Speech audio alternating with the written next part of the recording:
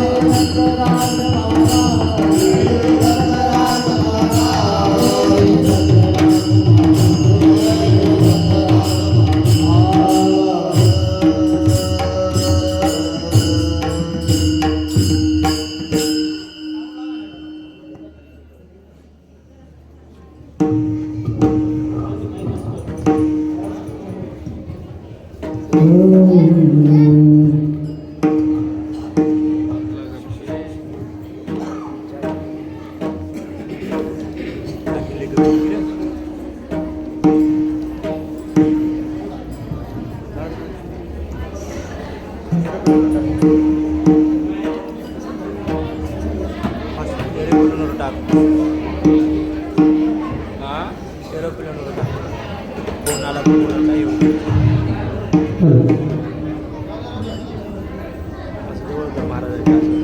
महाराज बोलले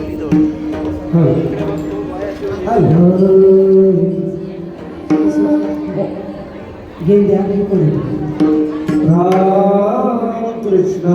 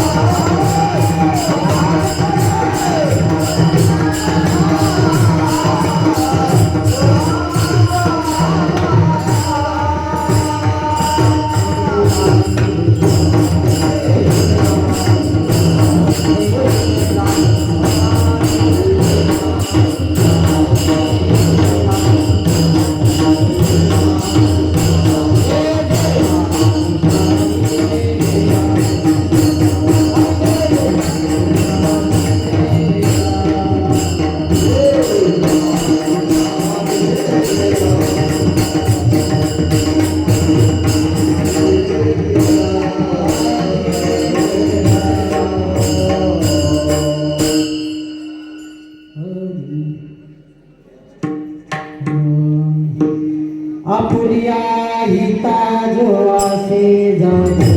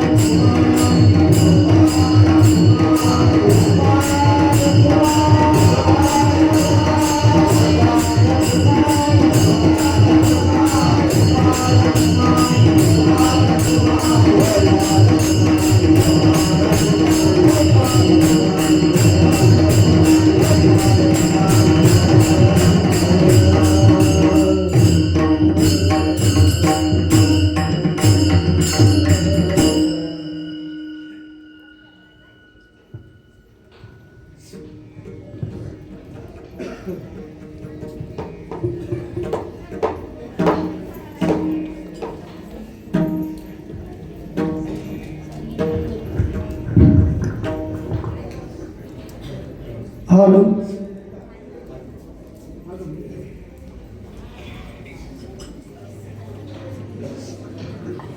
शिवाजी महाराज गुंडेवाडी समोर म्हणतील त्यांना साथ करतील गणेश जाधव.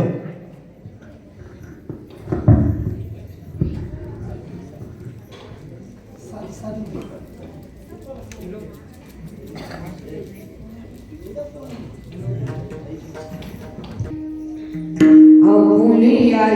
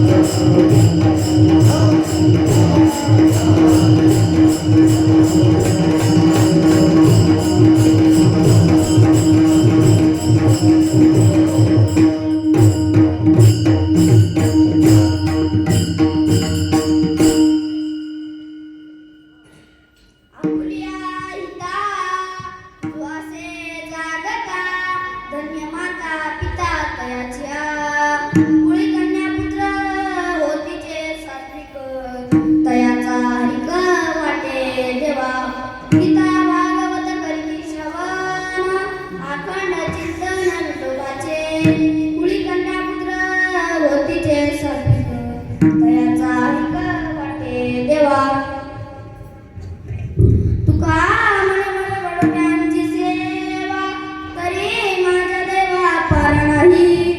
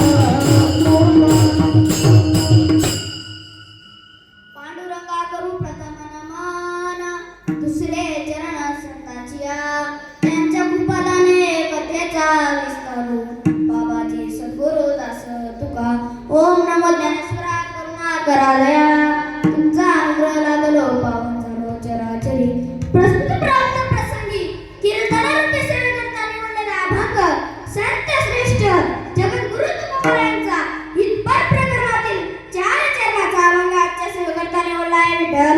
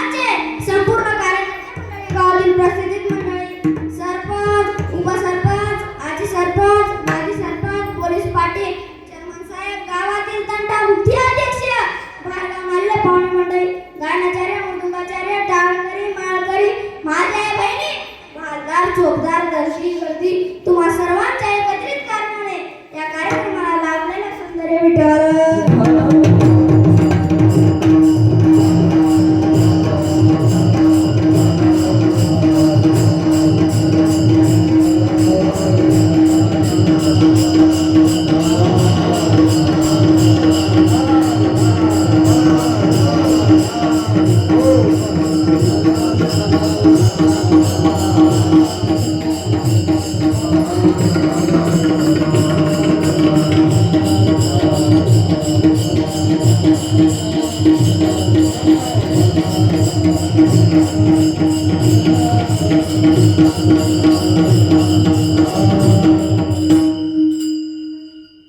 कीर्तनाचा प्रतिपाद्य विषय असा आहे की अभंग जगद्गुरु तुकोबारायांचा.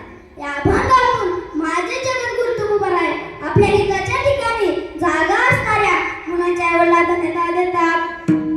पहिला प्रश्न असा निर्माण होतो की असे तरी पुत्र कोण? तरी या महाराष्ट्राचे जानतेराचे छत्रपती शिवाजी महाराज.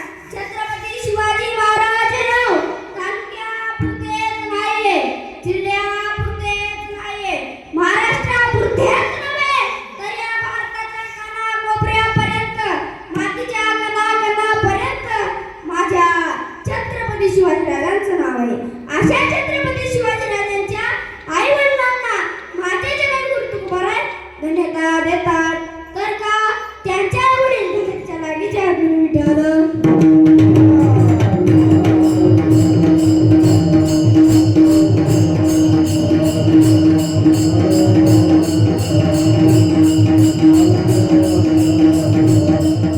आइए महाराज पधारिए, आइए महाराज पधारिए,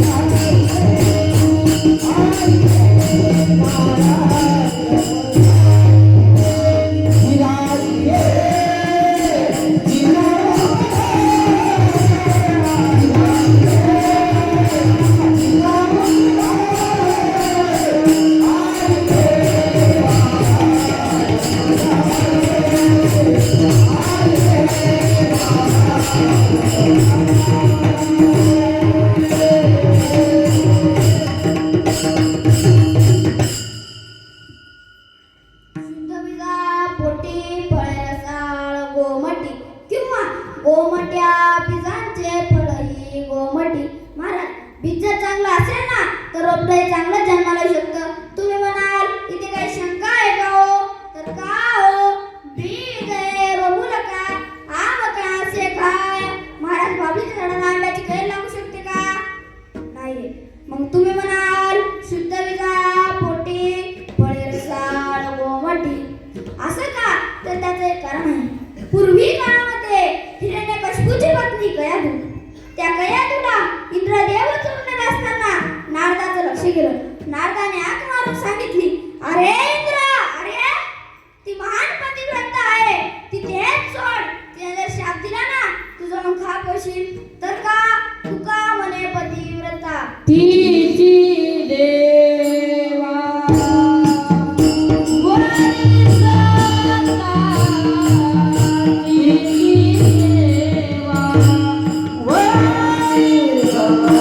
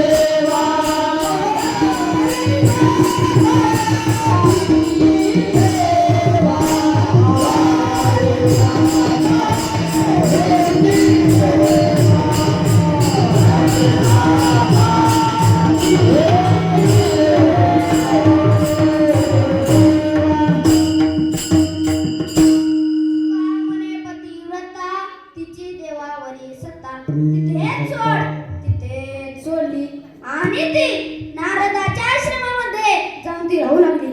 नारदाच्या मुखामध्ये माझ्या भगवान परमात्म्याचं अखंड नामचिंतन चालू असल्या कारणाने त्या नामचिंतनाचा परिणाम कया तुझ्या पोटात असणाऱ्या भक्त पर्वालावरती झाला. सत्वर उच्चारे प्रभाती विठ्ठला सत्वर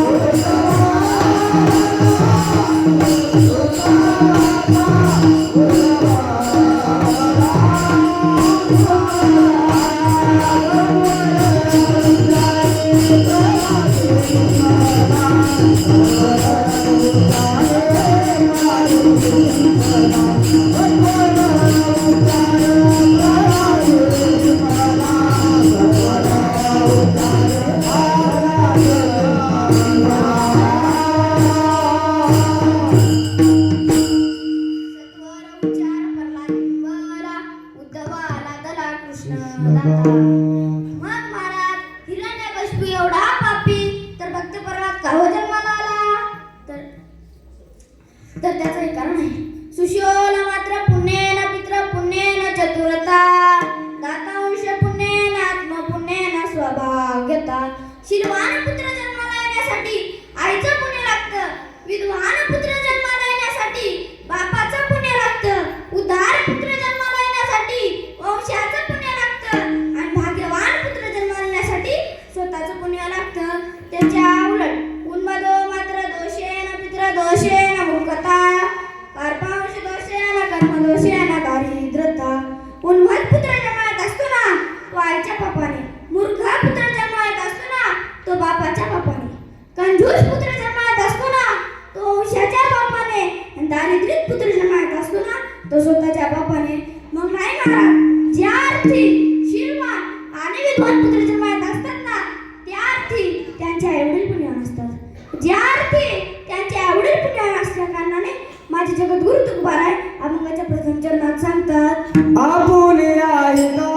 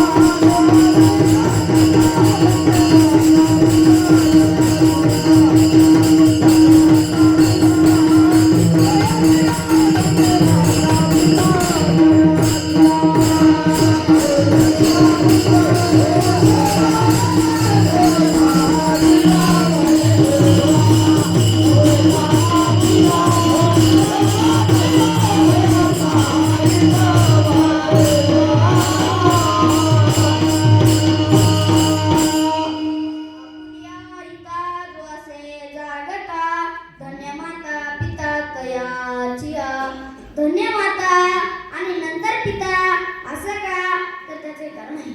संतांचं वाङ्मय ते शास्त्राच्या आधारे आहे. जसं शास्त्र मातृदेव भव, तसं दुसरी ह्या क्रमांकाला पितृदेव भव. तसं संतांचं वाङ्मय आधी माता आणि नंतर पिता व त्याचं दुसरं एक कारण आहे. आई बाळ जन्माला आल्यावरती त्या बाळावरती काही महत्त्वाचे संस्कार घडण्यामध्ये पहिला क्रमांक हा मातेचा आहे व काही दिवसाने संबंध हा पितेचा आहे व त्याचं दुसरं एक कारण आहे. आई घराचं मांगल्य असते तर बाप घराचं अस्तित्व असतो. छोट्या संकटाकरिता ही आई असते तर मोठमोठ्या संकटाकरिता हा बाप असतो. पहा माऊली, कल्पना करा, आपण जर एखाद्या रस्त्याने चालत असताना आपल्या जर पायाला एखादी ठेस लागली ना, आई ग असा सहज शब्द आपल्या तोंडाबाहेर पडतो. मग नाही महाराज, आपण जर एखादा भला मोठा हायवे पास करत असताना आपल्या जर अंगावरती भला मोठा ट्रक आला ना, अरे बाप रे असा सहज शब्द आपल्या तोंडाबाहेर पडतो. म्हणून माझ्या जगद्गुरु तुकोबाराय सांगतात, धन्य माता आणि नंतर पिता विठ्ठल.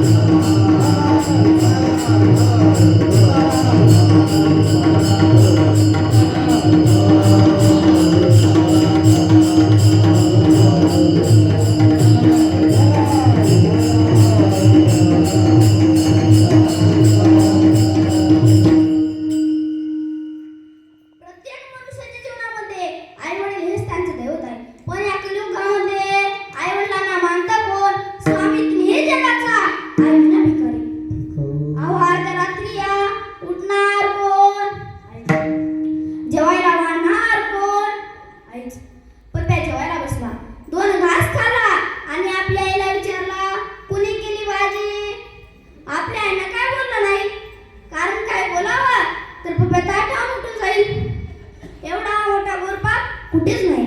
पप्पाने पुन्हा आपल्या आईला विचारलं, कुणी केली भाजी?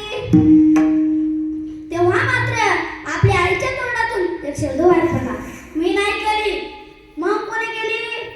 तुझ्या बायकोने केली. तो का म्हणतो पा, अगं माझ्या बायकोने केली वय. अगं मग चालायचंच, ती नवीन आहे, मसाल्याचा अंदाज नसेल, असं होतच असतं. वाढ वा वा वा वा वा वा, आपलीच गाडी, आपलीच माडी आणि आपल्याच बायकोची गोल गोल साडी, हातात पिढी तोडतोय काडी, त्याची बायको मात्र जाडी जाडी, आई मात्र हटकुळी. तर का आई रे बैमान दुनिया, आई रे बैमान दुनिया.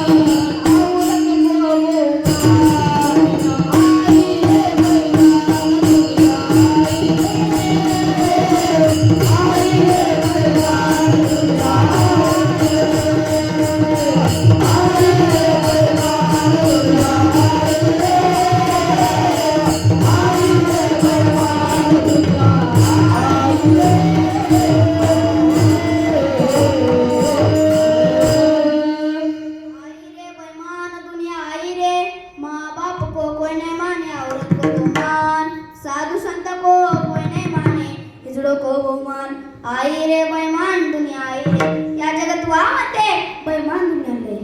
तर माऊली, परवा मी कीर्तनाला जात असताना माझं कीर्तन साताऱ्यामध्ये असल्या कारणाने मी सकाळी 11 वाजता निघालो. मी व माझे गुरुवर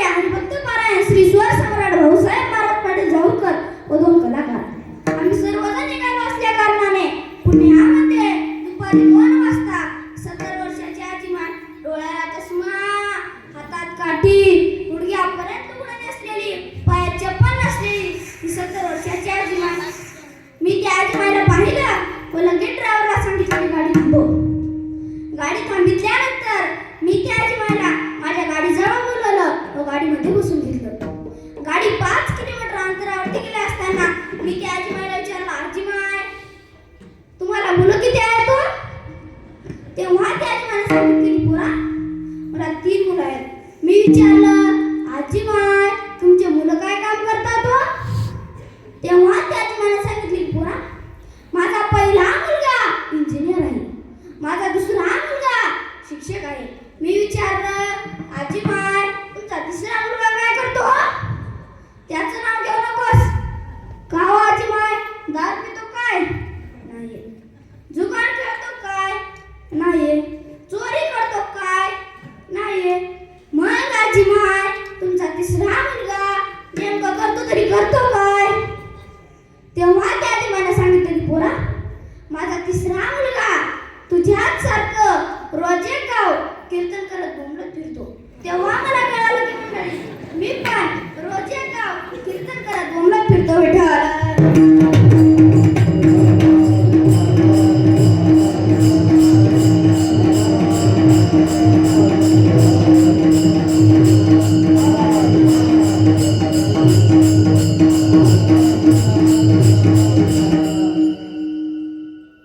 या जगत्वामध्ये साधू संतांना कुणीच मानत नाही.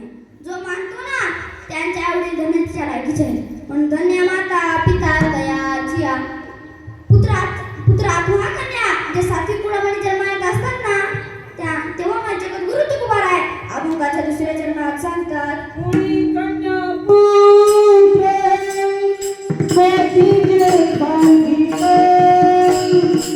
कोणी कन्या पुत्र कोणीचे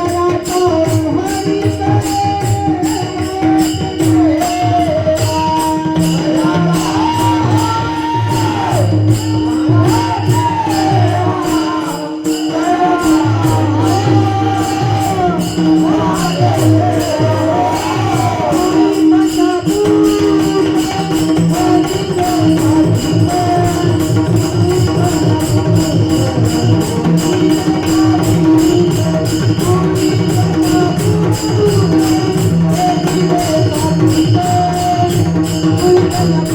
कोणी कन्या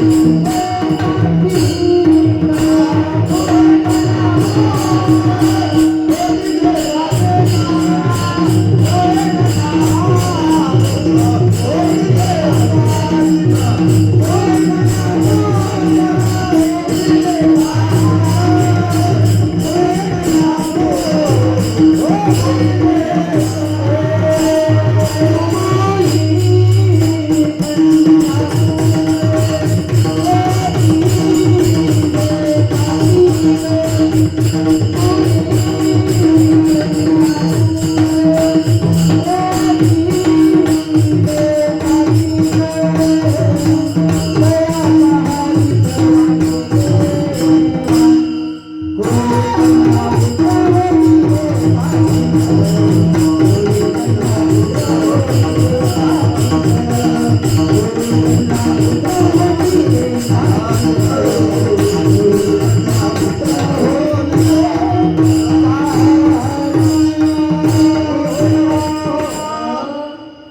कन्या पुत्र होतीचे सात्विक तयाचा हरिक वाटे देवा.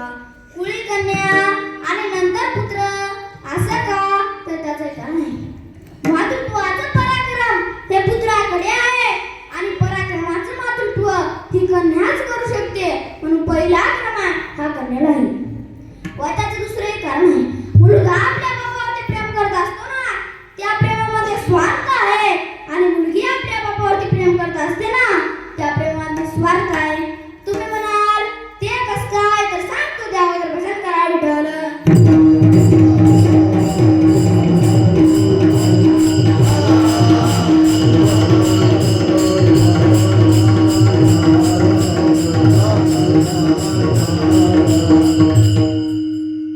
कल्पना करा, 14 वर्षाची मुलगी शाळेतून जर घरी आली ना, पहिली चौकशी करते. का ग आई, आज बाबा जेवले का ग? नाही बेटी, सकाळपासून चहा घेतले नाहीत, कॉफी घेतले नाहीत, ते नाश्ता केले नाहीत, ते तिथेच बसून आहेत, तू घे जेवण. का ग आई, आज माझा जन्मदाता बापूशी आहे, मी नाही जेवणार. ज्या दिवशी मुलीचा जन्मदाता बापाशी असतो ना, त्या दिवशी मुलगी दिवसभर उपाशी असते. संध्याकाळचे 11 वाजू देते आणि आपल्या बापाच्या खोलीमध्ये जाते. बापाच्या तोंडावरचं पांघराने काढते. बाप डोळे उघडून पाहतो तर काय गे, कालीच बेटी कालीच. बाबा, तुमची तब्येत ठीक नाही ना बाबा? हातपाय चेपून देऊ का बाबा? डोके दाबून देऊ का बाबा? डॉक्टरांना बोलावून आणू का बाबा? ती मुलगी अख्ख्या घराची काळजी करत असते. ती मुलगी फक्त बाबा. बाप रडता तुटून बसला आणि मुलीला कंटाळला. मुलीने विचारलं, का रडता बाबा, का रडता? बेटी, जेव्हा माझी माय मेली ना, तेव्हा मी 2 वर्षाचा होतो. तेव्हापासून मला माझ्या मायेचं सुख भेटलं नाहीये बेटी. तू कधी कधी येतेस, माझ्या तोंडावर हात फिरवतेस. मला असं वाटतं की पांडुरंगा, ही माझी लेक नाहीये, ही माझी मायच माझ्या पोटी जन्माला आली की काय. म्हणून मुलीचं लग्न झालं त्या वर्षी बापाचं वय 50 असू द्या. जेव्हा मात्र मुलगी सासरवाडीला जात असते ना, एका वर्षात बाप 65 सारखा दिसतो. एवढा मोठा खड्डा बापाच्या जीवनामध्ये आहे. म्हणून कुणाची लेक असू द्या, कुणाची बहीण असू द्या, कुणाची ताई असू द्या, जेव्हा मात्र ती सासरवाडीला जात असते ना, एक पाऊल पुढे टाकते, मागे परतून पाहते. दुसरा पाऊल पुढे टाकते, मागे परतून पाहते. म्हणून कन्या सासुरा सीताए, कन्या सासुरा सीताए, कन्या सासुरा सीताए, कन्या सासुरा सीताए.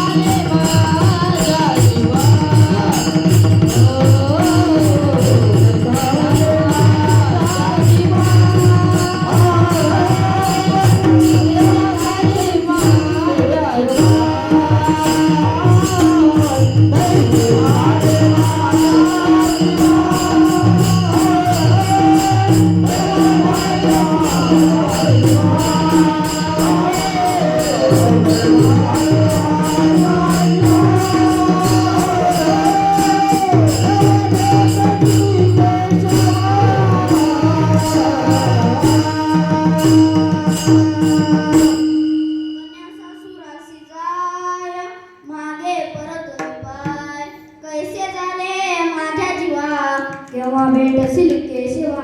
म्हणून निस्वार्थ प्रेम ही मुलगीच आपल्या बापावरती करत असते. म्हणून कोणी कन्या पुत्र होतीचे सात्विक. आता सात्विक कोणाला म्हणावं तर सांगतो त्यावर भजन करावे.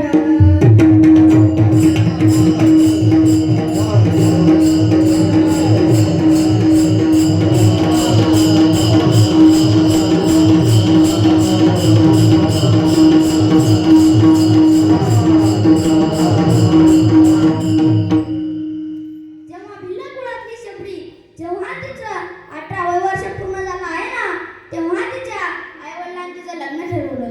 लग्नाची तारीख ठरवली. जेव्हा मात्र तिच्या दारापुढे 25 बकऱ्याची गावण मारली आहे ना, तेव्हा शबरीने आपल्याला विचारलं, आई 25 बकऱ्याची गावण कशासाठी ग? तेव्हा शबरीने सांगितलं की शबरी, उद्या तुझं लग्न आहे ना, तर पाहुणे मंडळींना मेजवानी म्हणून 25 बकऱ्याची गावण मारली आहे. शबरी मातेने विचार केला, जर 2 जीव एकत्रित येण्यासाठी, या नाशिवंत संसाराची संकल्पना मांडण्यासाठी या 25 जीवांचा घात होत असेल ना, तर लग्नात नको आहे मला. त्याच रात्री शबरी मातेने आपल्या घराचा त्याग केला, अरण्यात निघून गेली आणि माता ऋषी आश्रमाच्या अंती राहू लागली. माता ऋषी अनेक वर्ष सेवा केली. जेव्हा मात्र माता ऋषी दबाला जाऊ लागले ना, तेव्हा शबरीला सांगू लागले, शबरी, उद्या तुला याच ठिकाणी जगाचा बाप ब्रह्मांड नायक त्याच्या सत्तेनं सारा जगत चालत असताना ते श्रीराम प्रभू उद्या तुला भेटायला मिळेल. तेव्हापासून शबरी माता आपल्या झोपडी पुढे पुण्यात राहायची, रांगोळी काढायची आणि रामप्रभूची आठवणी वाट पाहायची. पुण्या दिवशी येतील माझे रामप्रभू, पुण्या दिवशीने येतील माझे रामप्रभू. एक दिवस मात्र भजनच गाऊ लागली. जब मेरे राम जी का आवन होगा, शबरी के कुटियों का पावन होगा. जब मेरे राम जी का आवन होगा, शबरी की कुटियों का पावन होगा. मेरे राम जी का आवन होगा, शबरी के कुटियों का पावन होगा. मेरे राम जी का आवन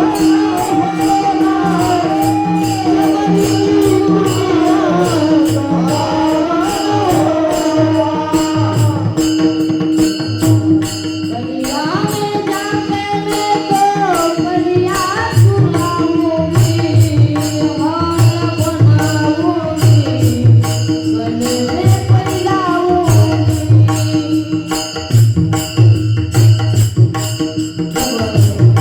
बलिया में जाके मैं तो बलिया सुनाऊंगी, हार बनाऊंगी, हाथों से खिलाऊंगी.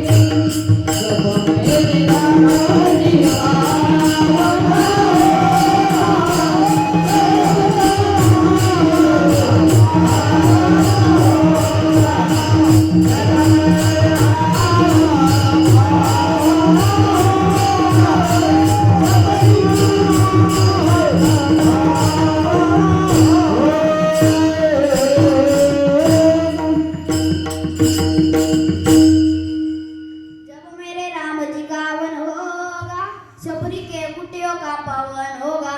शबरी माता एवढ्यावरतीच थांबली नाही. ती राम प्रभूला म्हणू लागली, तुम्ही श्री कृष्णाच्या रूपात या, परशुरामाच्या रूपात या, तुम्ही कोणत्याही रूपात या, पण मला दर्शन द्या. कभी राम बनते, कभी श्याम बनते, चले आना प्रभु जी, चले आना. कभी राम बनते, कभी श्याम बनते, चले आना प्रभु जी, चले आना. कभी राम बनते, कभी राम बनते, चले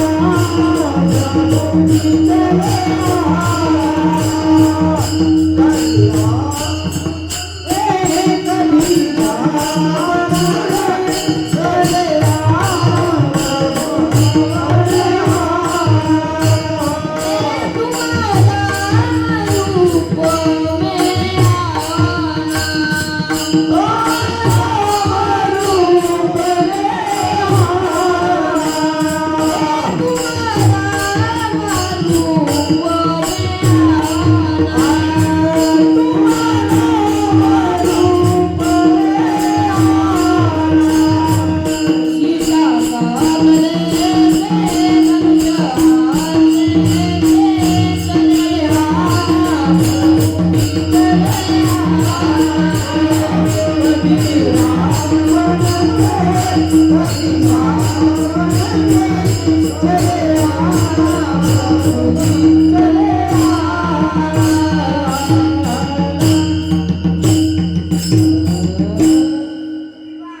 राम बन के कभी श्याम बन के चले आना प्रभू जी चले आना म्हणून देशप्रेम मातेला म्हणा सात्विक.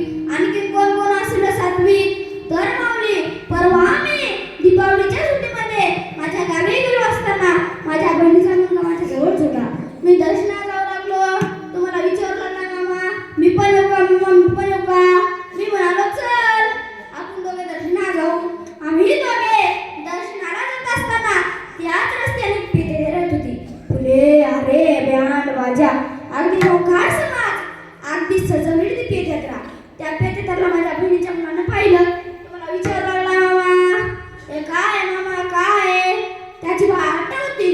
तो घाबरेल वगैरे म्हणून मी त्याला विचार करून सांगितला बाळाशिव यात्रा आहे. एवढं सांगितल्यानंतर त्या पिस्तुलाला बसायला पाहिजे का नाही हो.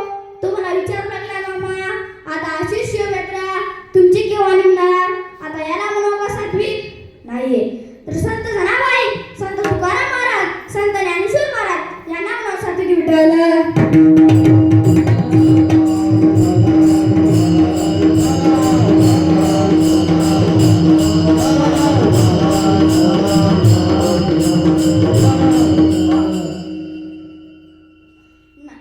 पुत्र अथवा कन्या जे सात्विक कुळामध्ये जन्मात असतात ना त्यांचा आर्ष आम्हा तुम्हाला आवडत असतो. त्यांचा आर्ष देवाला सुद्धा आवडत असतो. त्यांचा आर्ष कोणत्या देवाला आवडत असतो त्याचं वेळ भजनच करून विठोबर.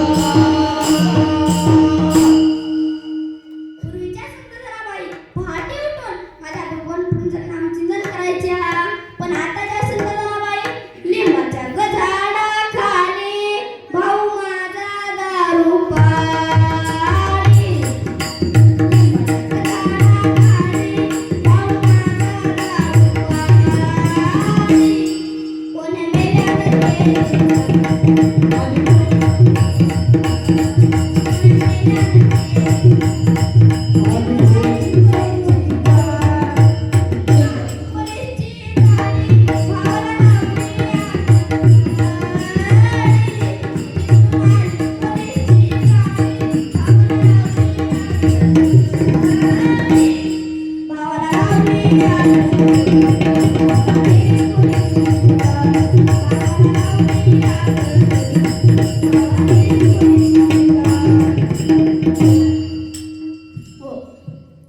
पुत्र अथवा कन्या जे सात्विक कुळामध्ये जन्मायत असतात ना, त्यांचा आयुष्य आम्हाला तुम्हाला आवडत असतो. त्यांचा आयुष्य देवाला सुद्धा आवडत असतो. तेव्हा माझ्या जगद्गुरु तुकाराय अभंगाच्या तिसऱ्या चरणात सांगतात, गेला भागवत करे ते श्रावण.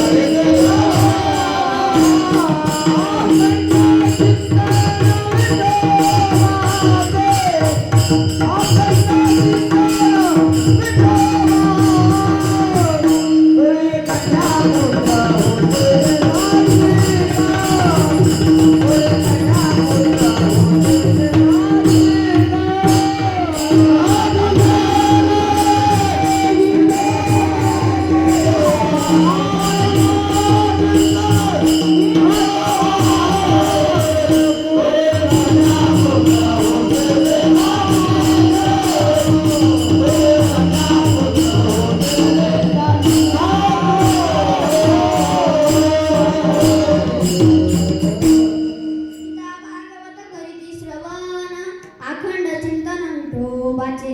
गीता आणि भागवत या दोनच ग्रंथांचा उल्लेख असं का, तर त्याचे कारण आहे 18 पुराण, 18 उपपुराण, 6 शास्त्र आणि 4 वेद एवढ्या ग्रंथांची प्रॉपर्टी असताना तुम्ही या दोनच ग्रंथांचा उल्लेख करता असं का, तर त्याचे कारण आहे ज्याचा जन्म झाला आहे ना, त्याला एक दिवस मरावं लागणार आहे. आणि ज्याला मरावं लागणार आहे ना, त्याला मरेपर्यंत जगावं लागणार आहे. आता मरेपर्यंत कसं जगावं या प्रश्नाचं उत्तर गीतेमध्ये आहे. आणि जगणं संपलं म्हणजे कसं मरावं जगातला भगवत आहे विठ्ठल.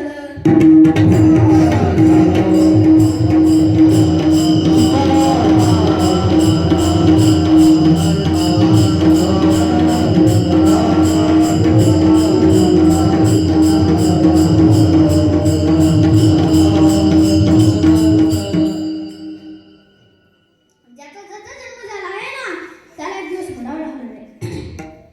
मरण्याच्या बाबतीत अजिबात विसर चालू शकत नाही. पण 9 भी मर गए, 10 भी मर गए शास्त्र 88, 33 कोटी देवता मर गए बडे काल के फासी.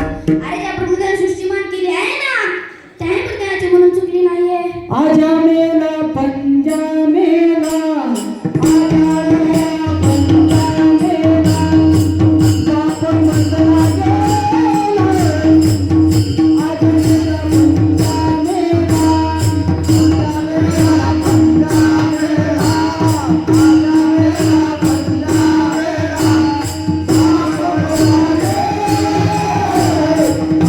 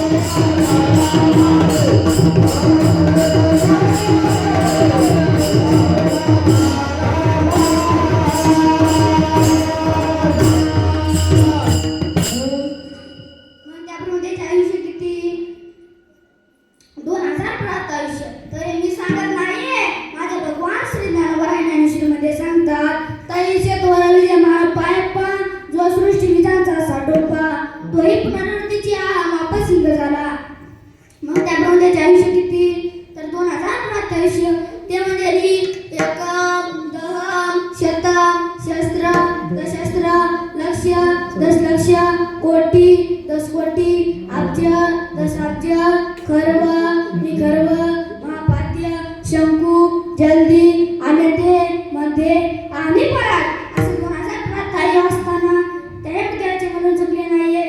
मग आपलं आयुष्य किती अल्प आयुष्य मानवी देव शतकने त्या रात्र खाय मध्ये मला तो पिटारो अक्षय काय भजना सेवले ते पाहे का. मग आपलं आयुष्य किती तर 100 वर्षाचं आयुष्य. जसं नदीला 2 किनारे असतात ना तसं मनुष्याच्या जीवनामध्ये 2 किनारे असतात. ते म्हणजे एक सुखाचा किनारा आणि एक दुःखाचा किनारा. एका रस्त्याने 4 चौघांच्या खांद्यावरती एक पेट करा जात असते ना त्याच्या पाठीमागे हजारो लोक साडेसात असतात आणि दुसऱ्या रस्त्याने घोड्यावरती बसून नवरदेव जात असतो ना त्याच्या पुढे 5-50 तरुण आनंदाने नाचत असतात. तेव्हा मात्र नवरदेव खूप आनंद असतो बरं का. जेव्हा मात्र नवरदेव मंडपात प्रवेश करतो ना तेव्हा अनुभव येतात आणि मनाला स्वतः करतात नवरीच्या मामाला बोलवा नवरदेवाच्या मामाला बोलवा अक्षता पोचला का मंडळी. हो मग ब्राह्मण पाहुण्याला स्वतः करतात स्वस्ती श्री गणनायकं गणकं मोरेश्वरं सिद्धितं. हो मी काय तर लग्न लावण्यासाठी नाही आलो कीर्तन करण्यासाठी आलो. विषय निघाला म्हणून सांगावा लागलं विठ्ठल.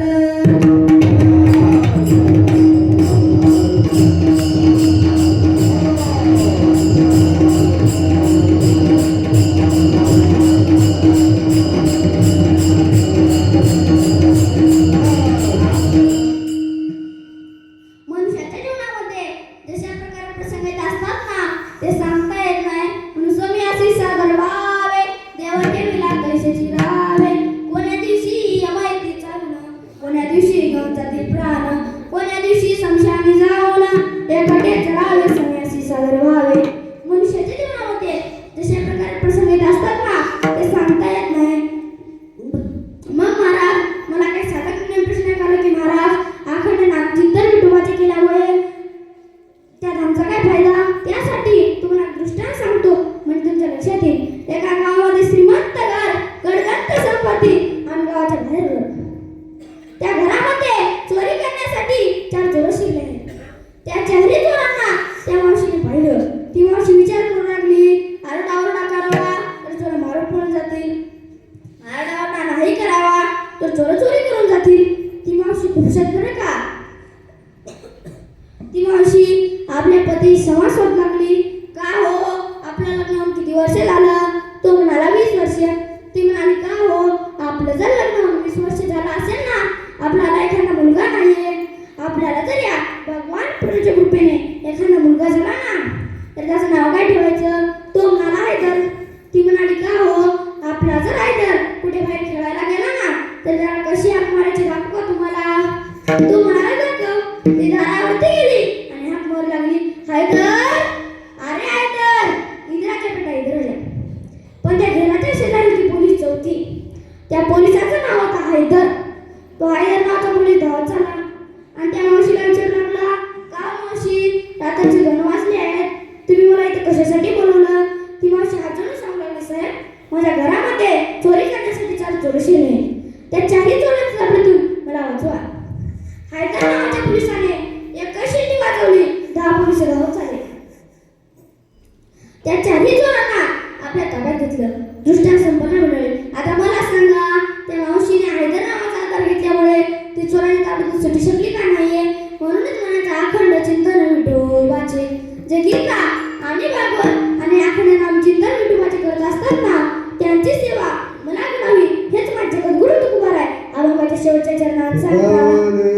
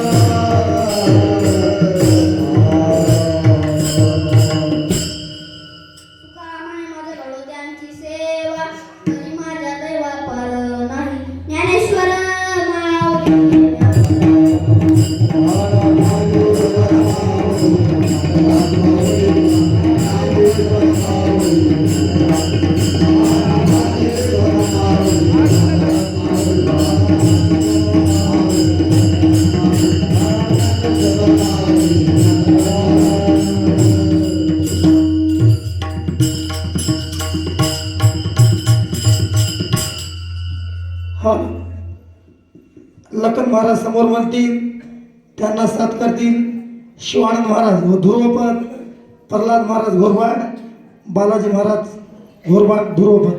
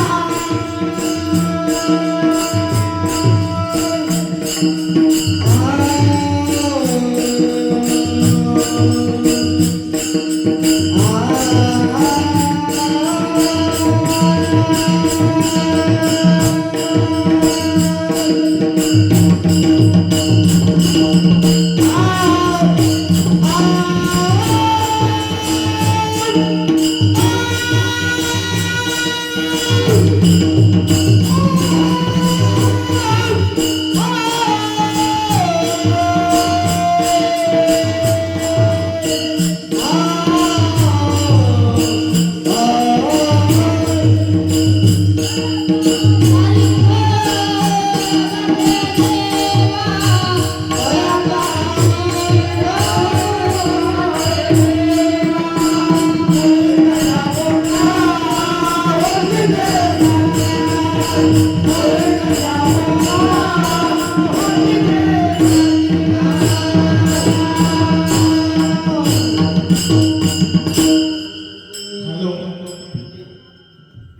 आपल्या लाठी नगरीमध्ये बाल कीर्तनकार आणि खरोखरच याच लाठी नगरीतला हे प्रसंग घडून आला योगायोग.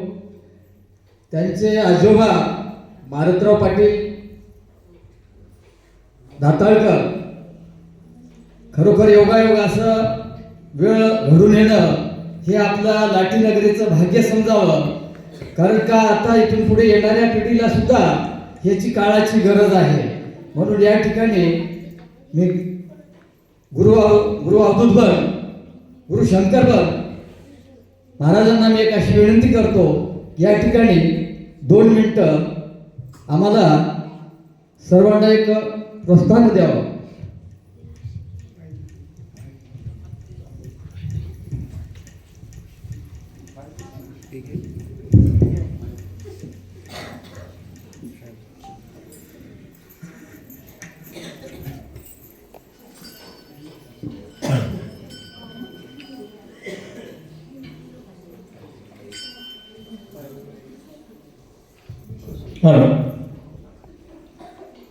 अतिशय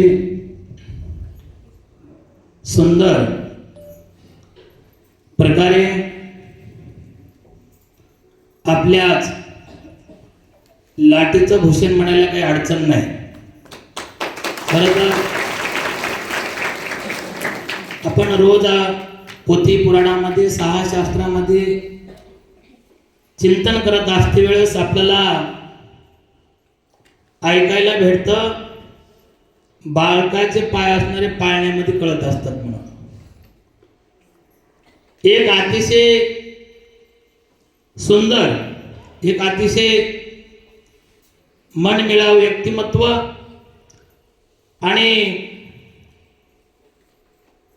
एवढ्या छोट्या वयामध्ये त्यांनी या ठिकाणी कीर्तन करण्याचं जे धाडस दाखवलं. कारण का तर महाराज मोठमोठ्यांना माईक समोर एरी कितीही बोलतील, पण माईक समोर बोलायचं म्हणलं की असं थरथर कापत्या. या वयामध्ये त्यांनी त्यांच्या अभंगाची मांडणी आणि त्या अभंग सोडवत असताना त्या अभंगाचं चिंतन अतिशय सरळ आणि सोप्या भाषेमध्ये तुकोबारायांच्या अभंगांचं त्यांना जसे अवकाश गुरु महाराज जशा पद्धतीने त्यांना सद्बुद्धी दिली त्या पद्धतीने त्यांनी या ठिकाणी सोडवण्याचा प्रयत्न केला. आपला नगरीमध्ये एक अतिशय सुंदर असणार भजनाचं असणारं गाव आहे. मग कुठलाही त्या ठिकाणी पंथ चालत नाही, फक्त आपण कोण आहो, हिंदू आहो या उद्देशानं वारकरी संप्रदाय असेल, वीरशैव संप्रदाय असेल, दत्त संप्रदाय असेल, आम्ही फक्त एका युक्तीवर असणार चालत असतो, ते म्हणजे एकम एका साय हो अवघा धरू सुपंथ. याच्या व्यतिरिक्त असणार आम्ही याने हा पंथाचा तो त्या पंथाचा हे आम्ही असणार कुठल्याच प्रकारचं काही मांडत नाही, मानितही नाही. आम्ही कोण आहोत? एके ठिकाणी प्रसाद पण महाराज म्हणतात, दासाचा सेवक दिनरंक आणि त्यांचे पद्मनाभ हेचे माझे तीर्थ, प्रसाद म्हणे तया नमस्कार माझा आणि भाव नाही तुझा सत्य सत्य. आमच्याकडे असणारा कशाच प्रकारचा दुजा भाव आम्ही आमच्या लाठी नगरीमध्ये कुठल्याही मंदिरामध्ये जा आम्ही तो मानत नाही. अतिशय महाराजांनी या वयामध्ये खूप काही असणार त्यांना त्यांच्या भविष्यामध्ये त्यांना शिकायचं आहे. त्यांचे अतिशय तळमळ असणारी आजच्या कीर्तनामधून त्यांना शिकायची दिसून येत नाही. त्याकरता एक आपलं खरंच एक असणार आपण ज्या ज्या ठिकाणी आपले अगोदरचे कीर्तन अतिशय असणारे नावा रूपाला असणारे गाजलेले महाराज ते म्हणजे कोण? चंद्रकांत महाराज लाटकर कुठेही जा, त्यांनी जर त्या कीर्तनाच्या माध्यमातून जर त्यांनी त्यांचा प्रचार केला तर ते फक्त असणारं काय होतं तर आपल्या गावाचं असणारं नाव मोठं होतं. आपल्या या गावाला असणारं नावारूपाला त्यांनी आणून सोडला असं म्हणायला काही अडचण नाही. आणि हाच आता असा दुसरा असणारा कीर्तनकार नागेश महाराज लाटकर यांनी असणारा अतिशय सुंदर असणारे त्यांनी त्यांच्या जीवनाची असणारी सुरुवात केलेली आहे. भगवान दत्तात्रेय प्रभूच्या दरबारामध्ये त्यांनी आजची असणारी 5व्या दिवसाची कीर्तन रूपी सेवा या ठिकाणी पार पाडत आहेत. पार पडली असं म्हणायला काही अडचण नाही. भगवान दत्तात्रेय प्रभू त्यांना अनेक असणारे उत्तम असणारे आशीर्वाद देव, जी महाराजांची काय असणारी मनाची कल्पना आहे, महाराजांची जी काय असणारी इच्छा आहे, ते असणारी दत्त महाराजाच्या कृपेनं या ठिकाणी त्यांची इच्छा पूर्ण हो. एका ठिकाणी महाराज सांगतात, पितर जे घोष करते निरंतर, धन्य वंशी पुत्र कुलदीपक. आता महाराजांनी त्यांच्या अभंगामध्ये सांगितलं, कुळी कन्या पुत्र होती जे सात्विक, आणि तयाचा हरिक वाटे देवा. एक असणारा तरुण वर्गांना, या ठिकाणी बसलेल्या माता मावल्यांना, या ठिकाणी बसलेल्या सर्व पुरुषांना एक असणारी एक शिकण्यासारखी गोष्ट आहे. हा बालक असणारा तुमचा आमच्यामध्ये वावरणारा एक असणारा अतिशय असणारा बिकट परिस्थितीमधून त्यांनी त्यांच्या जीवनाची सुरुवात केलेली आहे. आणि तरुण वर्गांनी हे असणारे एक अत्यंत असणारं काळजीपूर्वक असणारी शिकणारी गोष्ट आहे. आपण व्यसनाच्या अधीन आहात, आपण व्यसनाच्या अधीन होत चाललेला आहे. आपण व्यसनाच्या अधीन न होता आपण जर परमार्थाच्या जर अधीन झालो तर असं रूप असणारं बघायला भेटतं. एक असणारं याच देही याच डोळा पाहू आनंदाचा सोहळा. ते जर असे सोहळे जर आपल्याला पाहायचे आहेत ना, त्याकरिता प्रत्येक माऊलीनं आणि प्रत्येक बापानं आपल्या मुलावरती अतिशय असणारं सुंदर असणारे संस्कार द्यावे. आणि देऊन असणारं प्रत्येकाला असणारं परमार्थामध्ये असणारं पाठवून अशा प्रकारचे असणारे महाराज घडवीत जावे. महाराज करा म्हणजे माझ्यासारखा संन्यासी करा असं म्हणत नाही. असे कीर्तनकार झाले तरी ते कीर्तने करतील, प्रपंच परमार्थ साधतील दोन्ही, तयासी निर्वाण सुख होय. प्रपंच साधता यावा आणि परमार्थ साधता यावा, असे आपण असणारं सर्व माता पित्यांना असणारं विनंती आहे की आपण आपल्या मुलांना आयुष्यामध्ये भविष्यामध्ये शिकवत असते वेळेस परमार्थाचा असणारा मार्ग दाखवावा. आणि मार्ग दाखवून असणारं प्रत्येकाने असणारं परमार्थिक रूप असणारं जीवन असणारं जगावं. कारण का यांची मी थोडस माहिती घेतली, कुठल्या प्रकारची व्यवस्था त्यांच्याकडे शिकवायची नसते वेळेस सुद्धा त्यांनी शिकून असणार महाराजांना घडवण्याचा प्रयत्न त्यांचे कुटुंबीय करीत आहेत, त्यांचे आजोबा करत आहेत, त्यांचे सर्व आप्ता असणारे करत आहेत. एक असणारं सुंदर कल्पना आहे.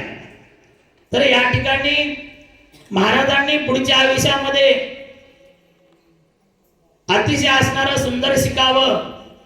आणि ज्या ज्या वेळेला महाराजांना आर्थिक असणारी अडचण येईल त्या वेळेला दत्तात्रेय संस्थान त्यांच्या पाठीमागं खंबीरपणाने असणार उभं राहील.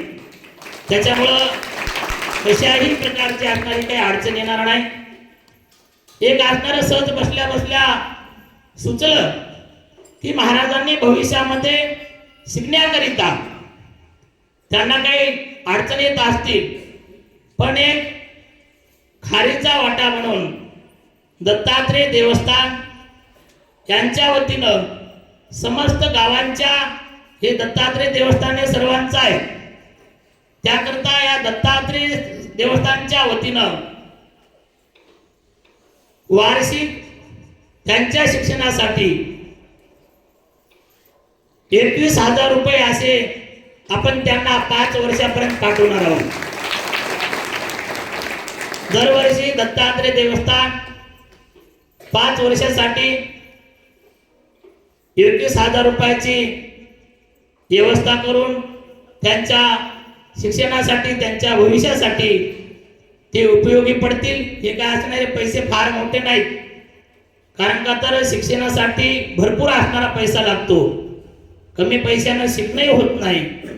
पण एक असणार उगा खारीचा वाटा फुलणे फुलाची पाकळी म्हणून दत्तात्रय देवस्थानच्या वतीनं महाराजांच्या शिक्षणासाठी वर्षाला 21,000 रुपये म्हणजे 5 वर्षापर्यंत आपण त्यांना 1,11,000 रुपये हे आपण दत्तात्रय देवस्थानच्या वतीनं देत आहोत. महाराजांनी अशीच प्रगती करावी, महाराजांनी अशाच भविष्यामध्ये कीर्तन रूपी सेवा करून आमच्या गावाचं नाव, आमच्या गावाचं असणारं जे काही विकास आहे किंवा या गावाचं जे काय असणारं नाव आहे, तुम्ही ज्या ज्या ठिकाणी जाईल त्या त्या ठिकाणी असणारं आमच्या गावाचं नाव उज्ज्वल कराल, असं मी एक दत्तात्रय प्रभूचरणी प्रार्थना करतो आणि थांबतो. जय आनंद, जय जय आनंद. विठ्ठल जय जय विठ्ठल जय